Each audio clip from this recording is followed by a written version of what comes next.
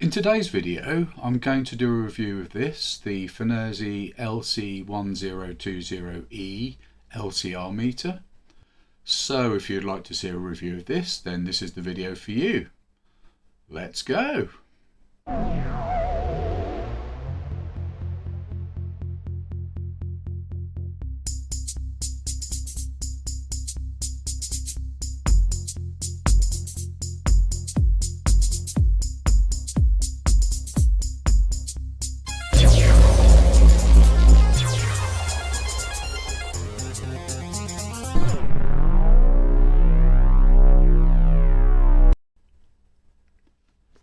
So we're going to open this up together for the first time. Let's just find the knife. Here we go. This is my first time looking at this, and we're going to open it up together.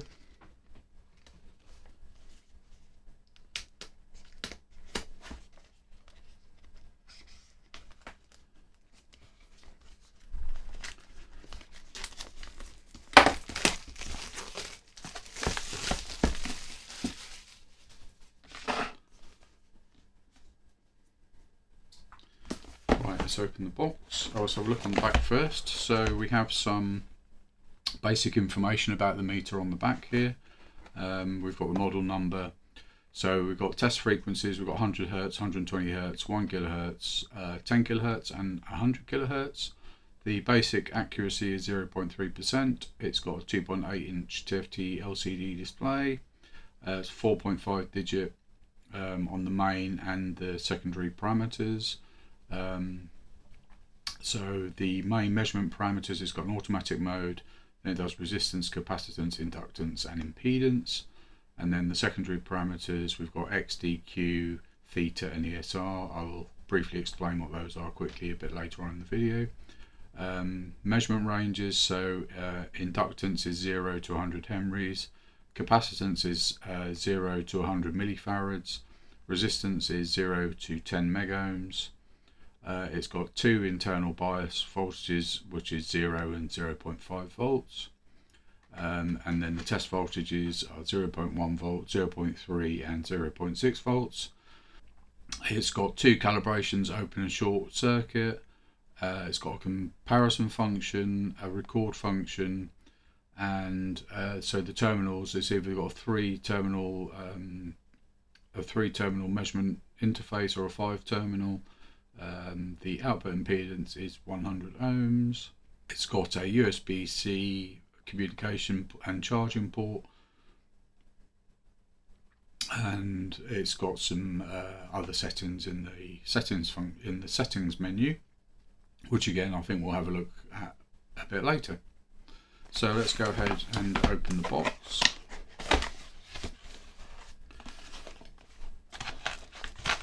So what we've got inside, we've got the meter itself,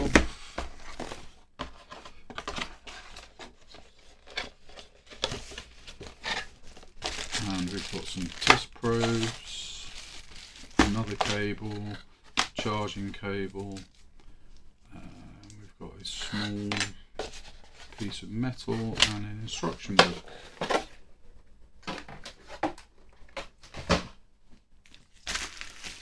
So let's have a very quick look at the instructions. English, please. Okay. I'm not going to dwell too much on the instruction book. I've already gone through the features, the main features which are written on the back. We've got an overview of what the individual buttons do. I will quickly read this manual before continuing with the video, so I've got an idea of what the functions actually are, although I think it's relatively self-explanatory.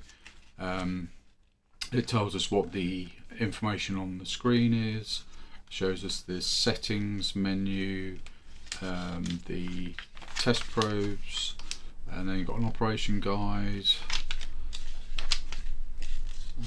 the basic functions of the meter, and then the system settings, what each one is, calibration, and then operation recommendations. We've got the general parameters, which I think we've pretty much just read out.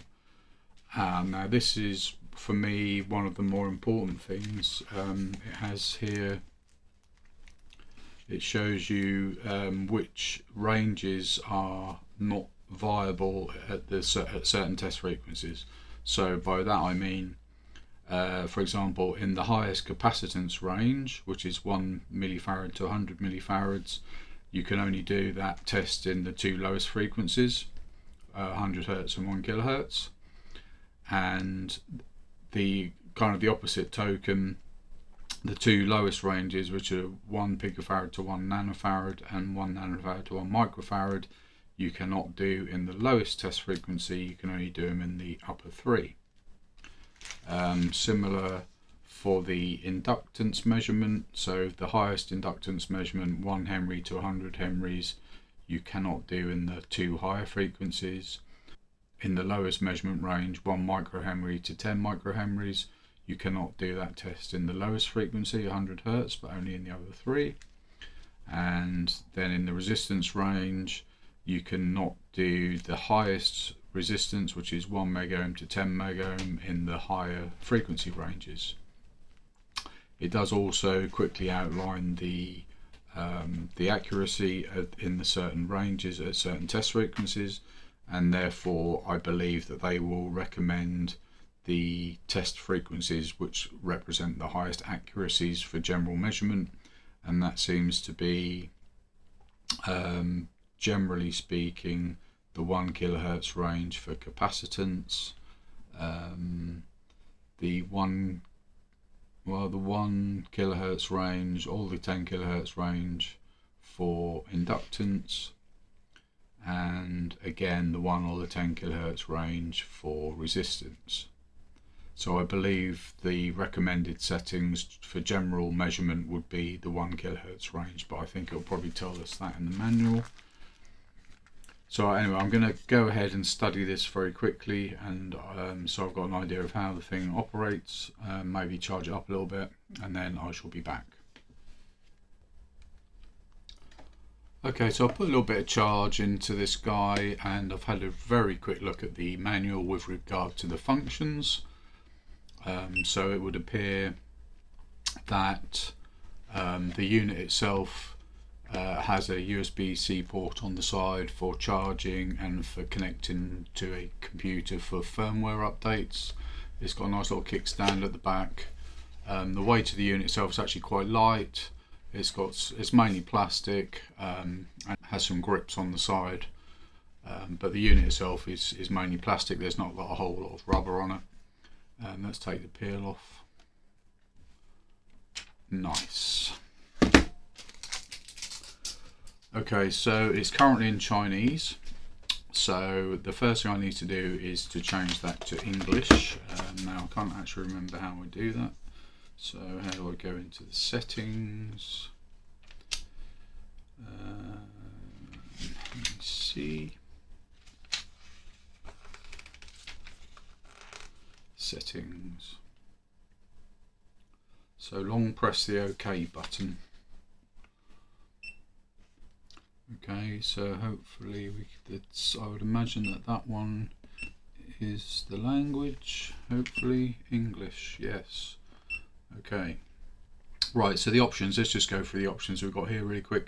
So we've got the screen brightness. I am actually going to turn that down a little bit because I don't need to have it on full blast, and it will make the battery last a lot longer. Volume again, I'll turn that down a little bit. Standby time, I'll leave that. Calibration, I'm not going to do a calibration at this moment. We see which firmware we have. I have firmware version 1.0 at the moment. I haven't looked on FNIRSI's website to see if there's an update available. There may well be, I have no idea at the moment, but I'm just going to leave it like this for now. So how do we exit out of that? I don't know. No.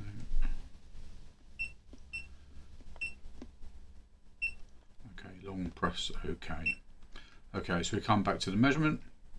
So basically on the screen here, it tells us the operation mode, so the measurement mode, so it cycles between automatic, resistance, capacitance, inductance, and impedance.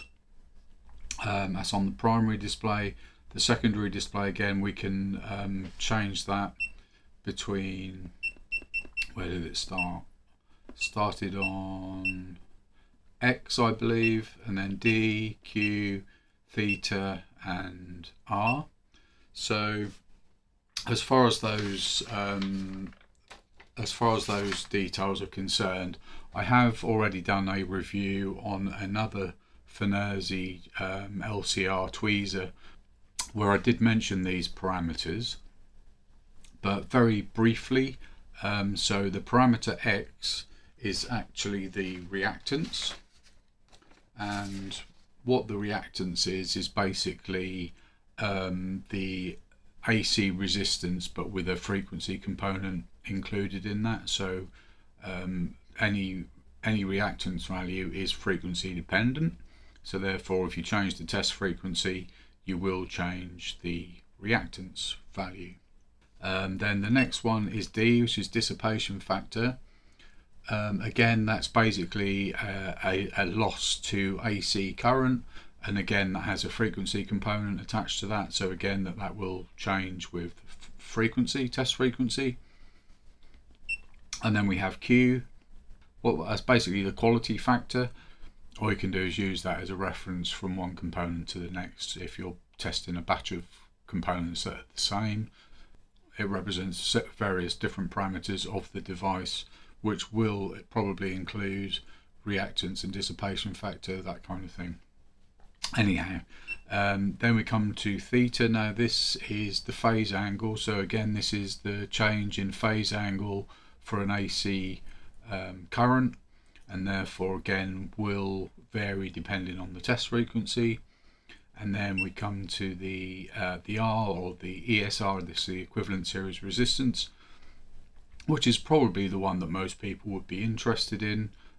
So anyway, continuing with this, so they're the basic functions. So we've got the primary and the secondary measurements, and then we've got some other parameters. So we can change the test frequency. So again, as I mentioned earlier, it goes from 100 Hertz to 120 to 1 kilohertz, 10 kilohertz, and 100 kilohertz. Now, with regard to the test frequency, what I would basically say is that, generally speaking, most components, if you look at a data sheet, will have the test frequency that the components were tested to in the factory and what the data sheet relates to. So to make a comparison between a device and the data sheet, you would have to have the test frequency set to the same frequency as on the data sheet. But in addition to that, these meters are advertised as being in-circuit testers as well. So really, ideally, if you, for example, if you want to test a capacitor in circuit, you really want to do that at the highest frequency, especially with ESR measurement. It has also got the amplitude, so that's the amplitudes of the test voltage, and this unit does, I believe, is it this one? Yep. So it does 0.1 volts. Now that, again, that's great for in-circuit testing, because you're not putting out enough voltage to turn on any semiconductors, any diodes, any transistors. Even at 0.1 volts, Schottky diodes are probably not going to be switched on, so it's pretty good. So it has the bias voltage, which is either 0 volts or 0.5 volts. Now, again, for testing electrolytic capacitors, I would recommend having as a DC offset, I believe, is what I was talking about, and I would believe it's better to have that on 0.5. And possibly for other capacitors 0, but we can check that. And then we've got the range, so we've got auto range, and then we've got the manual ranges, which I think we have described already, and that's pretty much it. So we've got the arrow keys and the OK key for menu. And just recently I have watched a couple of reviews on a Zoe Tech LCR meter. I think I watched the review on the Learn Electronics Repair channel, and I think it was Jazzy Tech or something like that. And to be honest, the reviews I watched on that, one of them, I think it was the Learn Electronics Repair channel, he had major problems with that meter reading very low resistances, milliohm. And I believe there was, in the other review I watched from, I believe it was Jazzy Tech or something, there was I found that there was a lot of editing in that video, and I wasn't really convinced by the testing that was done in that video. So anyway, I'm not going to do any of that. So any measurements I make will be what you see on the screen. And with regard to the Zoe meter, it had a slightly different terminal arrangement. So it still had the push-in terminals for direct component insertion. It also had 4 individual terminals for the Kelvin probes separately from those, and I believe it also had another connector on the top for measuring battery resistance. I already have a battery resistance meter, so I don't need that function anyway. With regard to price, I think this was currently about 50 UK pounds, which is probably a similar price to the lower of the Zoe meters, the one without the battery test facility, if you can actually get that one. This isn't a sponsored video. I'm doing this off my own back. I purchased this myself, so this will be a genuine, honest video as I can possibly make.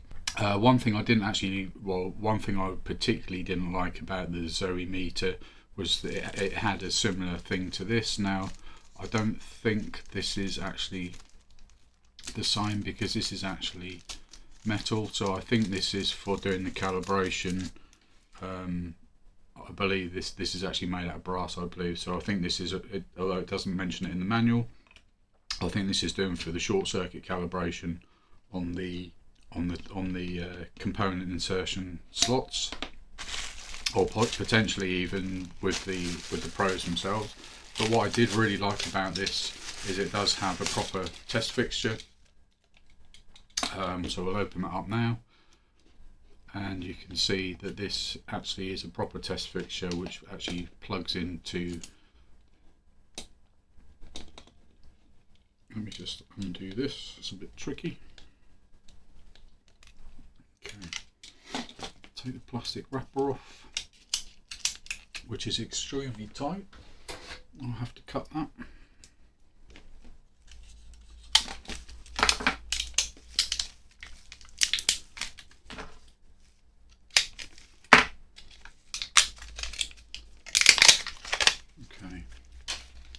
So the test fixture is marked for the orientation, so that literally just plugs into there, and now we have a nice neat unit.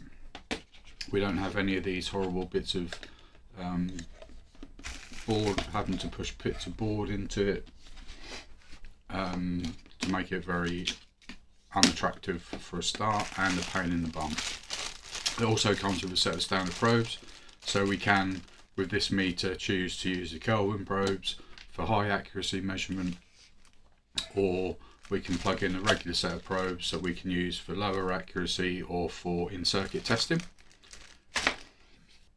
Okay, I'm just going to zoom out a little bit so we can get more of a shot in the screen. Back in a moment. Okay, I've zoomed out a little bit. So, so with this plugged in, we are currently reading 1.7 picofarad, and what resistance have we got on here? Yeah, we've got some resistance as well, so I think we're going to have to do a calibration. So let's just try that while we're here. So we go down to calibration. Okay, so we'll start with okay, so we'll start with a short calibration. So when you're doing this, in fact, before I do that, what I'm actually going to do is I'm going to clean the probes.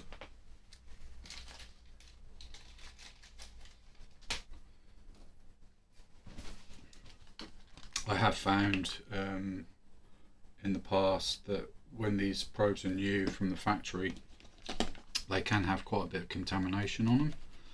So we've just got some IPA here.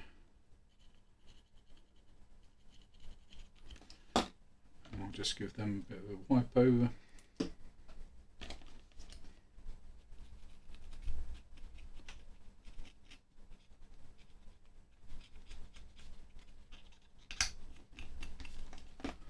Okay. Now I'm just going to do it on here. I believe this is probably what this is for, to be honest. So let's just, but in fact I'm just going to wipe that over as well.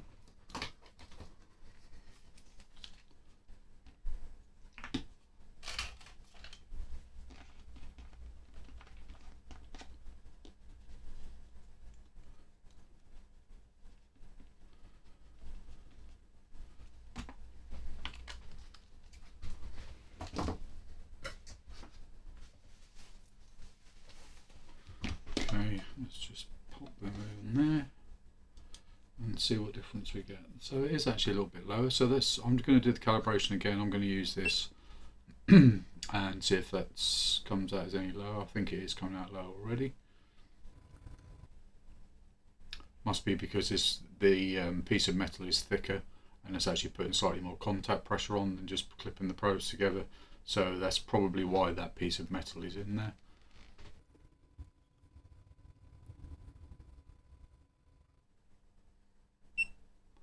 Okay, it's finished.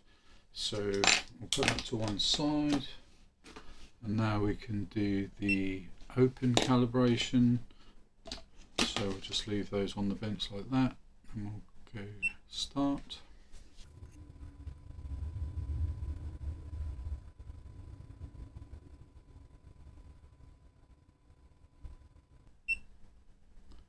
Okay, that's finished. So we can exit out of that. So it's a long hold on the OK button is to exit. Okay, so we still have a reading of just over, well, about 2 picofarads, but the resistance reading has gone up very high. Okay, let's just go. Let's put those down. Maybe you guys can see it better if it's laying down. Yes, I believe you can. I can't, but you can. Right. Well, let's just get a capacitor and see what happens.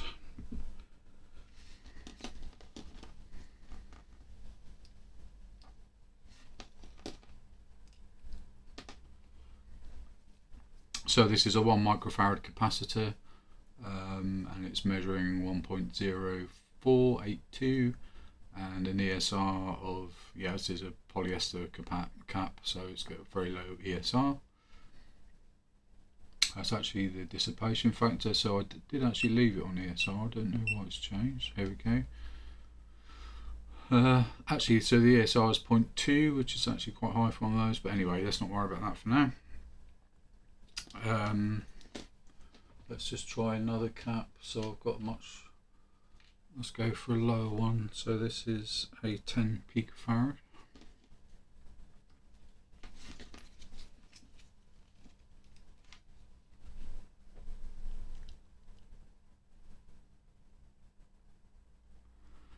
And again, I assume it's because it's on auto mode, it keeps changing the secondary display, which isn't really ideal. So that's measuring 12 picofarad. Okay, let's go with, so we've got a low resistor here. So this is a 0.25 ohm, 0.25 ohm. Okay, that's measuring well, 0.25.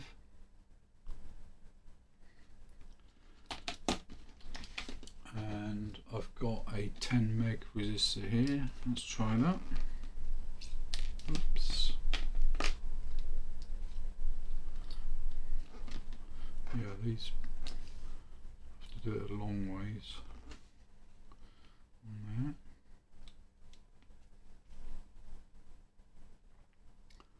Okay, so that's measuring 977. Okay. Again, we are on the auto mode. The measurement is instant. It's very fast. It's changing from automatic mode, which is default, into capacitor mode. And as soon as I touch that on, that's instantly changing to resistance mode. and given the reading. I'm just, while I'm here, actually, if I can find one, let's just find a larger value electrolytic. Just see what it does with that in auto mode. So this is a 22,000 microfarad.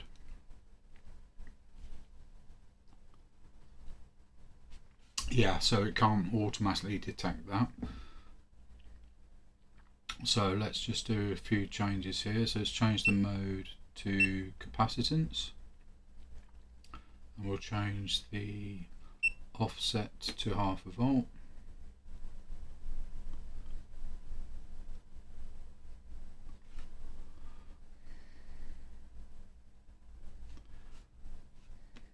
Okay, so let's do that again. Okay, let's change this to ESR. Okay, so in auto mode it didn't really like that capacitor. It didn't change to it automatically. So I've changed it to manual capacitance mode, and I've put the offset to 0.5 volt, and let's actually put the amplitude to, it won't actually go to 6, okay, so we'll leave that on 0.3, and now it's measuring the capacitor almost instantly. It's 22,000 microfarad, and it's measuring it as 20.5. We have got the speed here, so we can do sampling, how many samples it does between displays.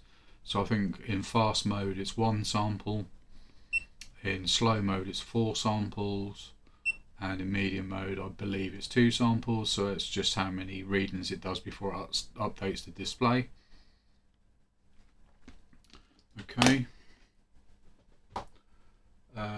Right, I'll just find a couple of inductors. I'll be back. Okay, got some ring inductors here. So this one is 1 microhenry. We need to change that. Let's try it on auto, see if it will find it.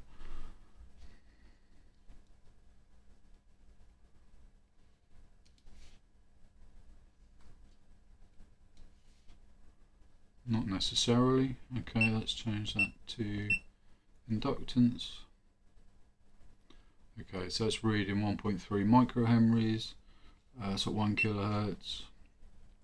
And we'll just go up through the frequency. So 100 kilohertz, which may well be the test frequency for that.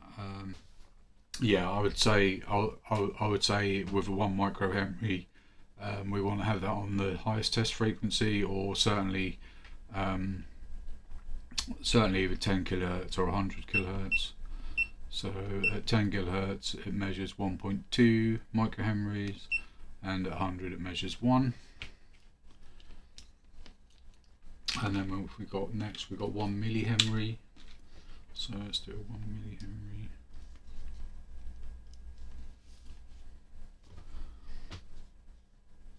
And I think for that we need to change frequency.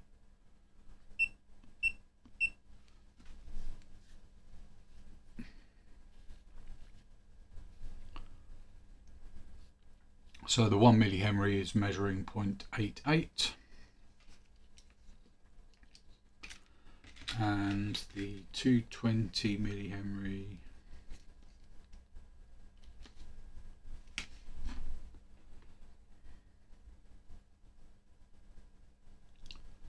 is measuring about 200 at 10 kilohertz.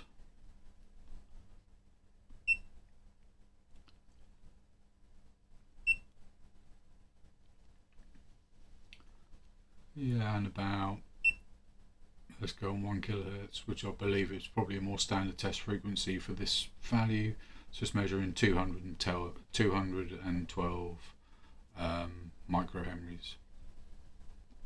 Okay, so what I'm actually going to do now is I'm just going to do some side-by-side comparisons. So I'm going to connect up the standard probes, and I'm just going to take one resistor, 1 capacitor and 1 inductor, and I'm going to measure with the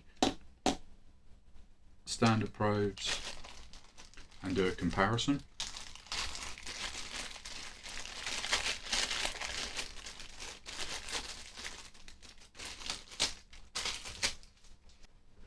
So we'll take the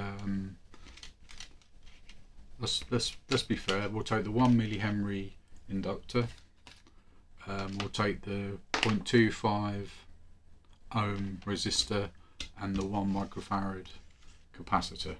Okay, so let's put this back on to auto and let's do the 1 microfarad capacitor. Let's try and get the probes as close to the device as possible, I guess. Okay, so we've got a test frequency of 1 gigahertz, we've got 1.04 microfarads, and ESR is a little bit variable, 0.182, so let's say 2. Okay, now we'll plug the standard probes in. I'll do it this way because then I don't have to remember quite so much, being an old man.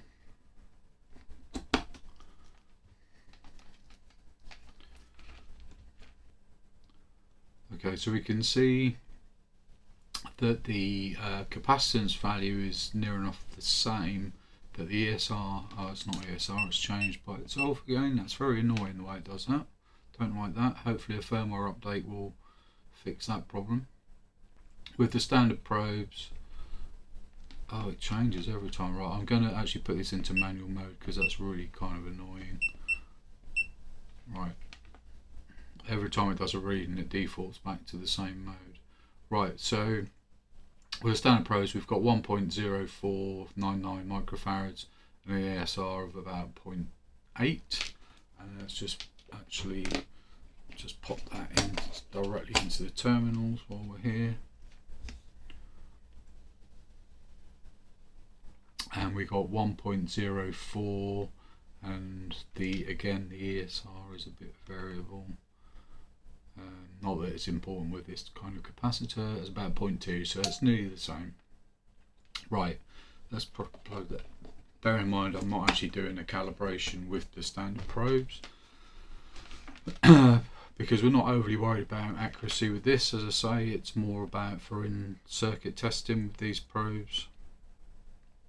So the resistor, let's just change that to resistance mode.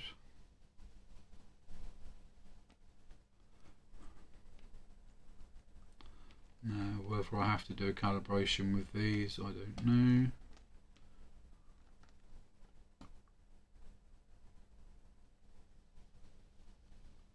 Yeah, I think I do. Let's just short them together, see what we've got.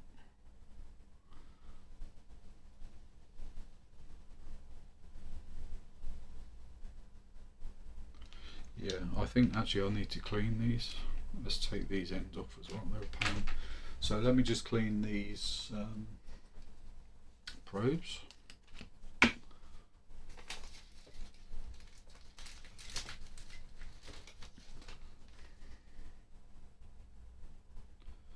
we've got some IPA.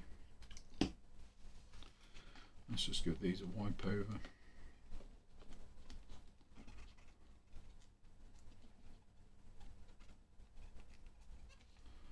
Okay, let's try again.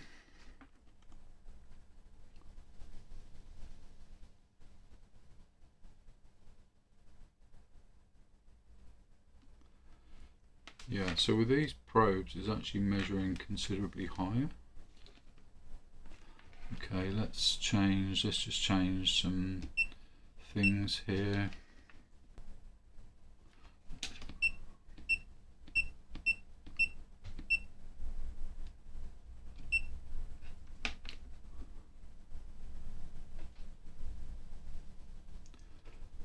Yeah, okay, so got there eventually.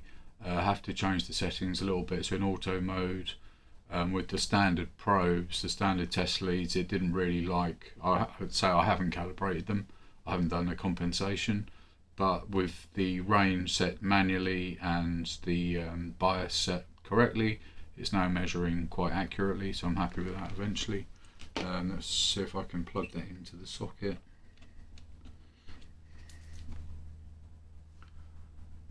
Yeah, 0.24. Now let's plug in the other probes, and just as a comparison again.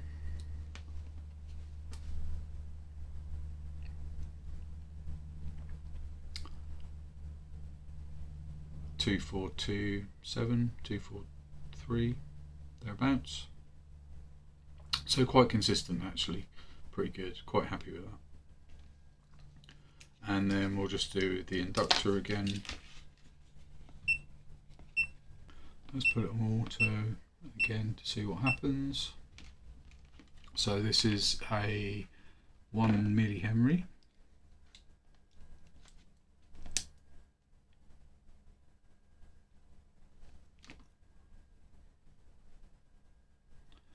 Okay, so it's measuring that as 0.92.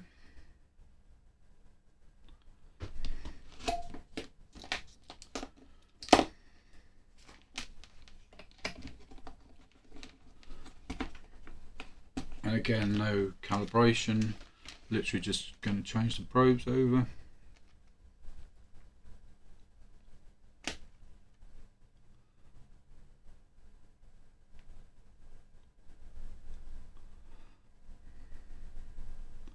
Yeah, and again in auto mode, doesn't like that. I assume it's just because we're using the 2 single probes.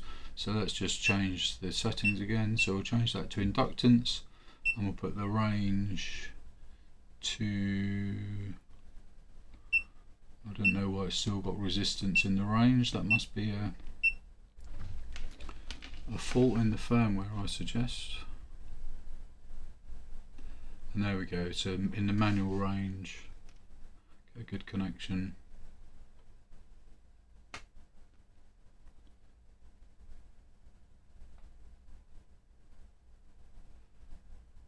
.93 millihenries, and then if we just plug that straight in. Now when you're doing this, guys, one thing to remember is that if they come banded like this, there's adhesive on there, so you need to chop the ends off to get to clean material.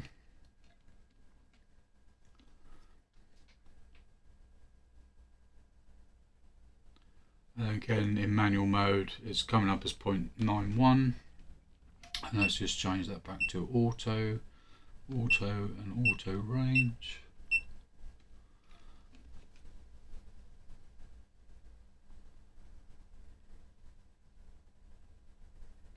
Yep, 0.91. So the last test I actually want to do is I want to make some comparisons between this FNIRSI meter and some of my other meters that I've got around the workshop. I have in fact got one of these which are precision components, resistors and capacitors, and these have actually been measured on a precision LCR bridge at, I believe, 1 kilohertz frequency. So we have that as a comparison as well. So what I'm going to do is I'm just going to do so this device here, I made this myself. This is a low ohm meter. There is a video on that in my YouTube channel on the construction of this. So I'm going to compare some low ohms between this meter and the FNIRSI. I've also got the FNIRSI tweezers here, the LCR ST1, which can be quite tricky to use these, but we'll try and do some comparisons with these as well. If we look in the actual advert for this meter, they actually start by using one of these for measurements, and the advert goes something like, oh, if you don't want to have any measurement errors, then get rid of this and use one of these. Obviously because it's using the Kelvin probes as opposed to just a 2-terminal measurement. So let's go ahead. I'm going to start with low ohms. So I'm going to clear my bench a little bit here and just measure a couple of low ohms. We'll do a comparison between these two. Okay, so as I said, for low ohms comparison, I'm going to use this meter here, which is one that I designed and built. So there is a YouTube video on the construction of this. So first of all, we just need to check the calibration of the probes. So I'm doing a short circuit test here, and we can see that it's actually still calibrated perfectly on 0, and that's from the last time I used this, which was several months ago. So let's start with the 2.5 250 milliohm resistor.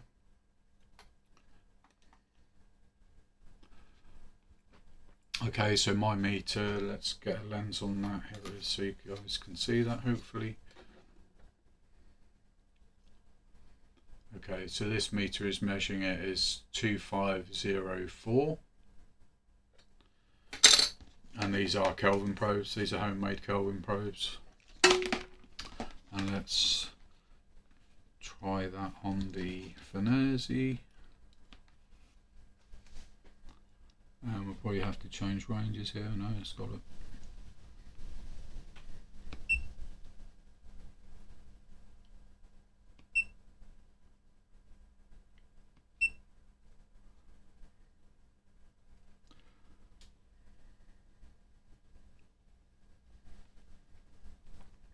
Okay, so I have increased the test voltage to 0.6, which is the highest this one will do.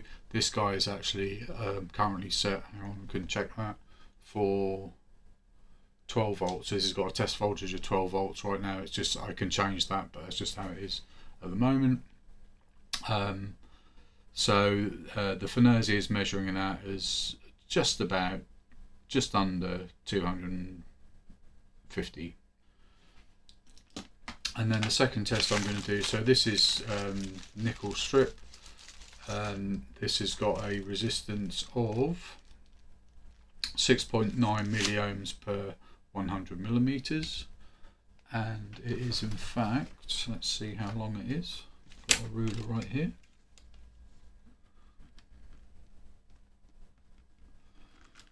It is in fact 100 millimeters, about 1 millimeter over. So put the probes as close to the ends as I can.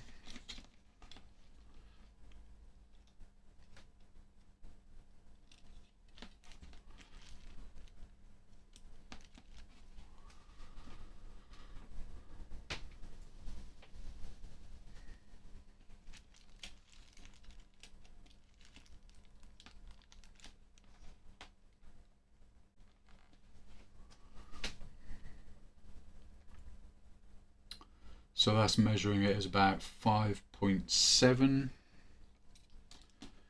and we'll come to my one.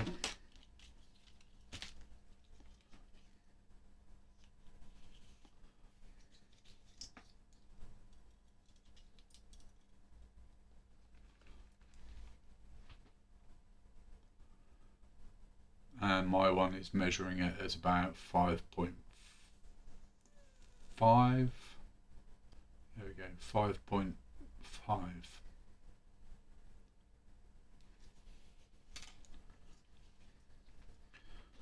Okay. And I will just quickly do this resistor with the LCR ST1. I can't really do it on the strip because it's very difficult to make a good connection on that with the probe so close together. But as you can see, this is measuring it as about 248, and we'll just go back to this one again.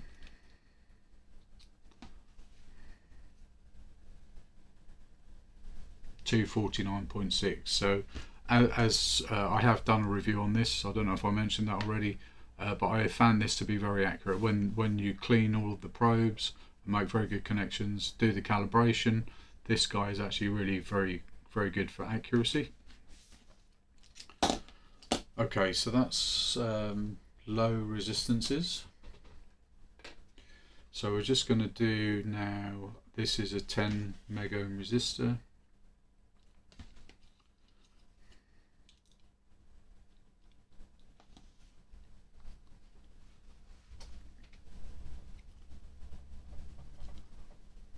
Okay, so we've got, what have we got? We've got 1 kilohertz test frequency.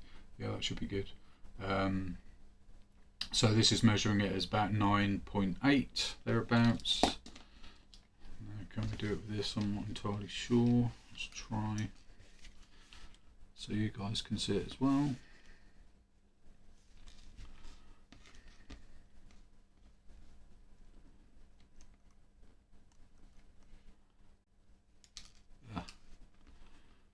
Play tiddlywinks with a resistor.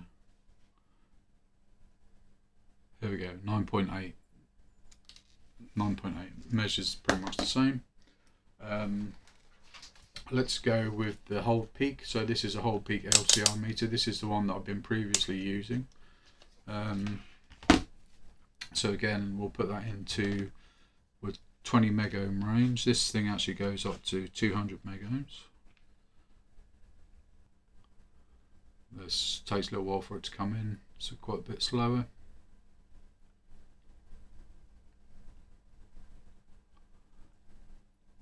Okay, so it's 9.91.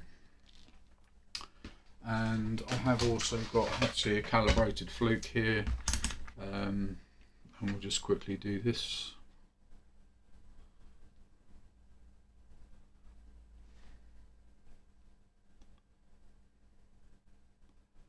And this is saying 989. What we can do is we can just try to do some of these. So this is 10.00 and that's saying 9973. This is 100.06. That's saying 9998. This is 1.001K.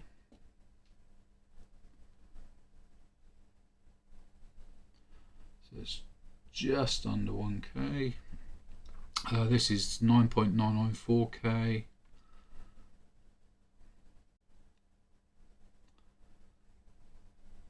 Nine point nine five, 9.949, and this one is 99.92K.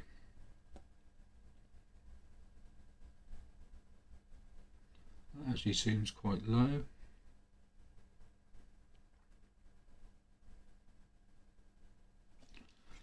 Let's just try a high bias. Okay, there we go, 99.94. I think I should have had that bias on from the word go, to be honest. Let's just do that again quick. So this is 10 exactly. 972. This is 100.06. 99.95.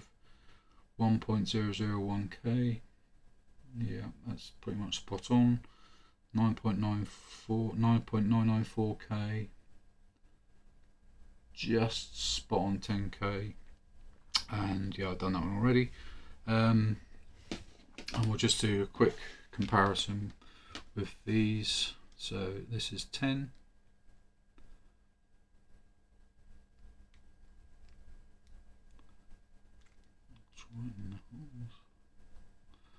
Okay, 10.0. This is 100.06. 100.02. 1.001. 9.994.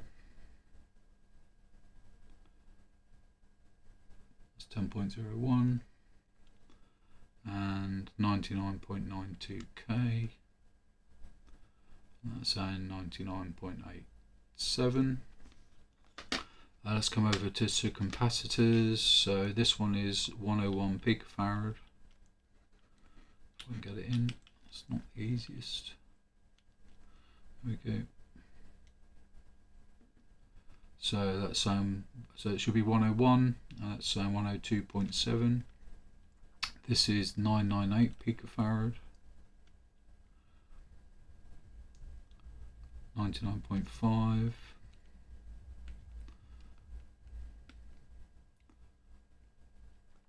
This is 10.2 nanofarad, 10.19. This one is 104 nanofarad, 104.4. This one is 981 nanofarad, 957. And this is 10.1 microfarad, and that's 9.1. Let's just quickly do it with these guy. So on the same test frequency, let's see what happens.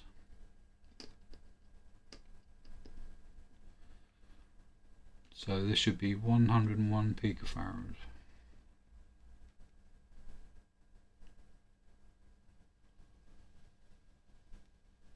I'm not making good contact, I don't think.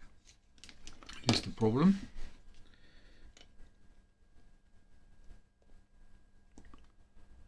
There we go, 110. This should be 997, I think.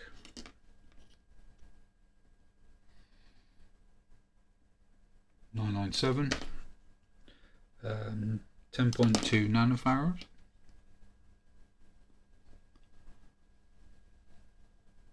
10.1. 104 nanofarad.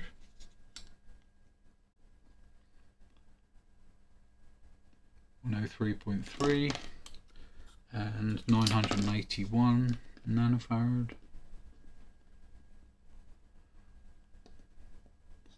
They're all reading a little bit low on that. Maybe there might be temperature. It might be the temperature in here isn't quite warm enough. 945, and then the 10 microfarad. That's reading 9.1 as well. Okay, so let's just quickly do with this one. Might be a bit boring, but I want to go through. Right, so 101 picofarad.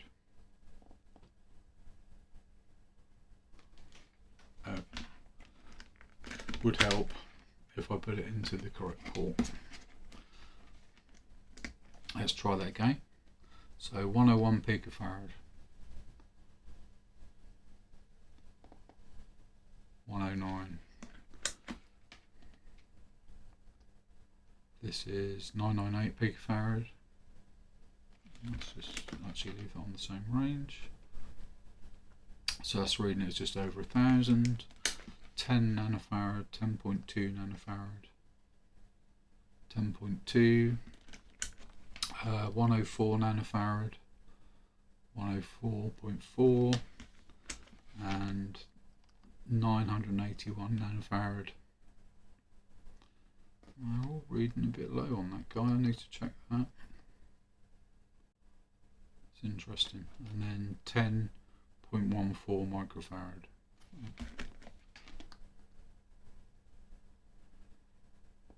991. Okay, and we'll just quickly do these. So this is 1 microfarad, 1.48 on that guy, 1.57 on that guy,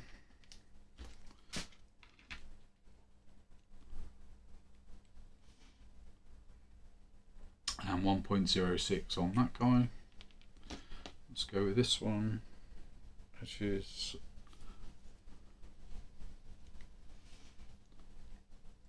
1 nanofarad, 1.016,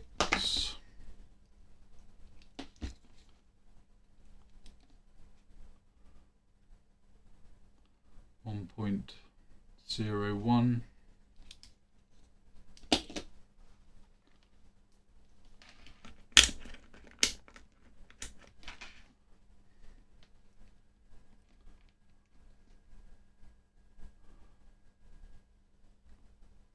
1.02.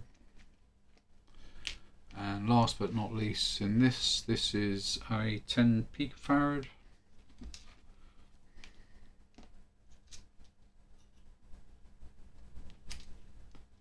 Get a good connection. So that one's saying 18.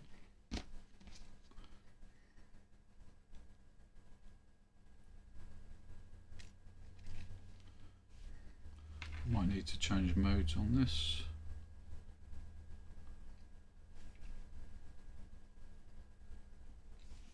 Yep, let's change modes. Capacitance. Okay, so it's saying 11.3, 11.4, and this one.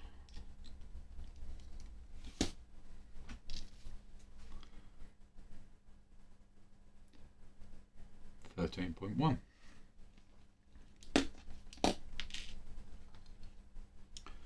I'll just go to a couple of larger electrolytic capacitors now. So I've got a couple here. We've got 1000 microfarad and the 22,000. So let's do the 1000 on this one.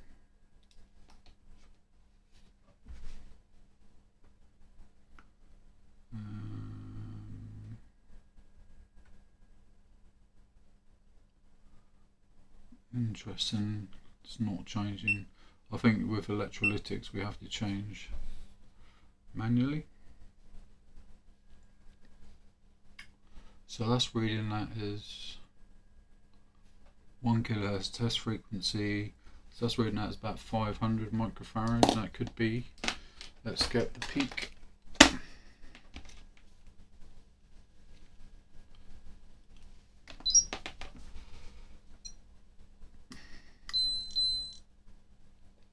Okay, so we've got a slight discrepancy there. So the peak is measuring that as 832 with an ESR of 0.98. Let's go back to this.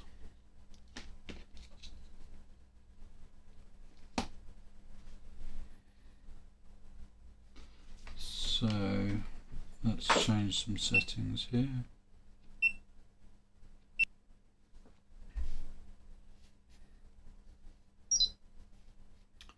Yeah, we seem to have, so even at 100 Hz test frequency, we've got some discrepancies here. Now this, the test frequency of this I think is variable depending on the capacitance, but I'd assume it's, for this kind of size of capacitor, it's probably going to be 1 kHz, I would imagine. So there are some discrepancies there. Let's try this one. So this is a 22,000 microfarad.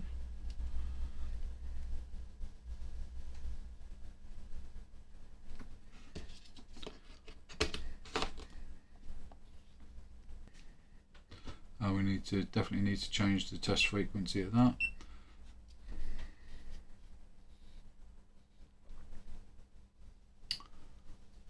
Okay, so 22,000, this one is saying it's about 20,000 ESR.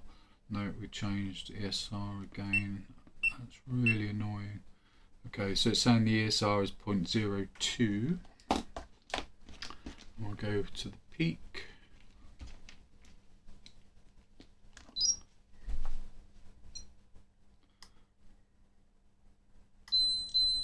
So that's saying it's 19,500 ESR 0.03. So that's quite similar.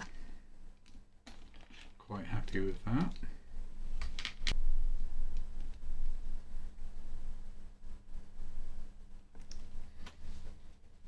Okay, let me find. Okay, so I've got another 1000 microfarad cap.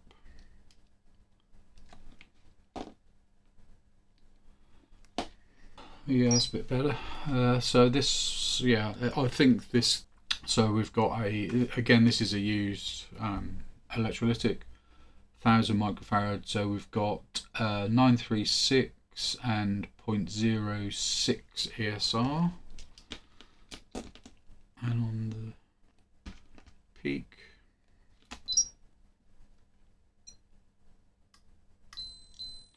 we've got 956 and 0.05, so again very similar. And I've got one more. This is high voltage. This is 820 microfarad.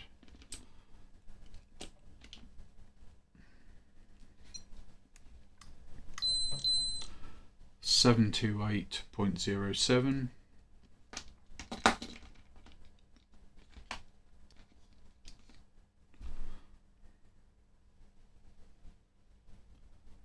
and 718.07. So the ESRs are actually very close.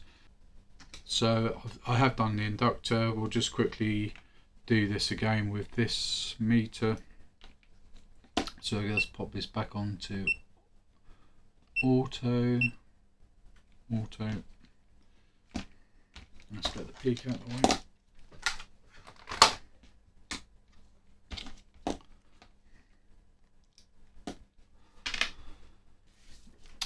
Test frequency probably needs to be on 1 kilohertz. So this is a 1 millihenry inductor, and that's reading as 0.92. And let's just quickly do this one. So 20 millihenries.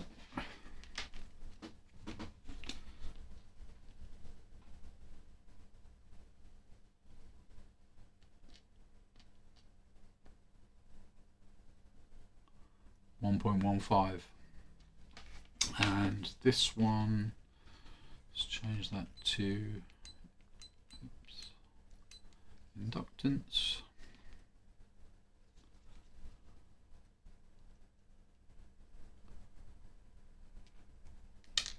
Oops, tiddlywinks with components again. Here we go. So 977, and this meter does actually have an impedance mode, so that's ideal for testing loudspeakers. So this is an 8 ohm loudspeaker. We need to have that on 1 kilohertz.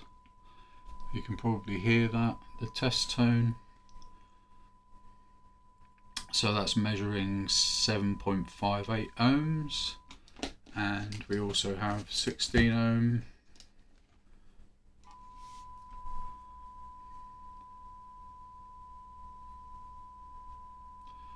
And that's measuring 14.7. So in summary, I think accuracy wise this is very good. Having calibrated the Kelvin probes, I will say these are nice quality Kelvin probes as well. They put a decent amount of pressure on the test subject, on the test component. They're actually very good quality, much better than some others that I've seen. The accuracy I think is good on all ranges, no problems in anything there whatsoever. Obviously you do have to be a bit selective with your settings on some of the higher or lower ranges. It doesn't auto detect on the very extremities on some, I've found on a couple of occasions as well, but that's fine. I haven't got an issue with that. What do I like? I like the proper fixture for the testing. This is really quite good, much better than the Zoe meter that I've seen on some other YouTube videos, where you have to put the 4 individual probes in and then put a blocking shield in here. It's just ridiculous in my opinion. So this is great, much better. As far as measurement speed goes, it seems to be reasonable, very fast on some things and not quite so fast on others. So some of the measurements I've just seen, and I'm sure you can see on the video as well, are actually quite slow. Others are actually very quick, so that seems to be a bit variable. Particularly with resistance, it's instant. Some of the capacitors were good, some not quite so good. Inductors seem to be quite slow on some of the ranges, but generally speaking this is a very nice instrument. It has got a couple of faults that I don't like. So for example, if you're on the say for the capacitance range, then you change the range manually, it still has ohms in here for the range, so I assume that that is a firmware thing. This is on firmware version 1.0. As I said earlier, I haven't checked to see if there's a later version of the firmware available. There may be, in which case hopefully that problem is resolved. If not, if anybody from FNIRSI is watching this video, then that needs to be addressed. That's bad. The other thing that I don't like, especially in auto mode, every time, so for example, if you set the secondary parameter to ESR for a capacitor, for example. Okay, so I'm going to change the secondary display to ESR. Okay, now we'll connect our capacitor.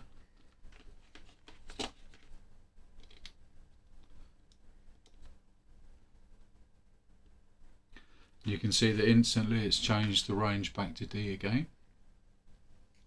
Okay, so I'll change it back to R again, so I can actually see the ESR. And then we'll just disconnect that, reconnect it, and you can see it's automatically, it's the secondary range is going back to anything other than what I set it as. So again, that is very frustrating. Hopefully that will be resolved in a firmware update. And again, if you're watching from FNIRSI, please sort that out. I would like that secondary display to stay on whatever I've set it as. Yeah, that's very important. Other than that, I'm actually very happy with this meter. I think it's pretty good. So I'm recording this as a supplementary after I'd finished recording the main video, because I realised that there's one function of this that I haven't even touched on. So if you work in a production environment, or you want to test a batch of components for tolerance, this guy has that facility. So I'm just going to quickly go over that now. So there's the function of this meter, and on a lot of meters that might be called the relative mode, or a comparison mode. This particular meter calls it a sorting function, and to enable that you have to press and hold the hold button. It goes into this mode here. Then in addition to that, you can see it's looking for a nominal value, and we have to program that nominal value in the meter, in the menu. So we go into the menu and go to sorting, and these are the parameters for the sorting function. So we've put a nominal value in here. So this is actually a 10k resistor. So we'll change that to 10k. Okay, then you can set your tolerance band that you want. Now, I don't think this might be a 5%, so we'll leave that as 5%. And then you can have your warning. So you've got a warning. You can have a beep for probably a good one, or just flash the LED, which is what I prefer. I don't like too many beeps, so we'll leave it like that. We'll exit out. Okay, so now what it's doing is it's counting. The green is good, the red is bad. So I'm currently on 4 already. So if I connect the resistor, so it's going to measure that as good, being in tolerance 0.86%. Okay, so we've got our nominal 10k ohms set. This is a 10k ohm resistor. I've got a tolerance of 5%, so it should come up okay every time it's within the 5%, and it actually shows me the tolerance. So this is for component sorting, or a relative mode.